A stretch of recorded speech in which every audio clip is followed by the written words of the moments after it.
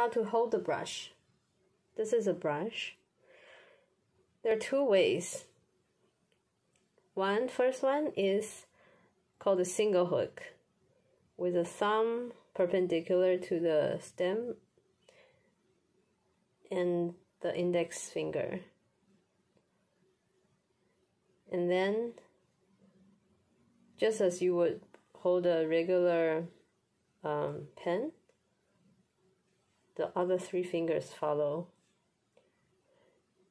like this, single hook, referring to the index finger. And the double hook, when we put the middle finger close to the index finger. Again, thumb, index, middle finger, ring, and the pinky.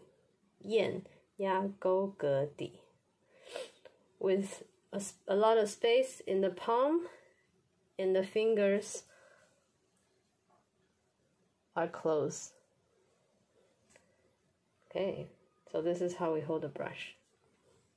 We should be firm enough so people don't steal your pen, and flexible enough so you can move your wrist and turn your fingers like this. Okay, this is how you hold the brush. Two ways: the single hook and the double hook.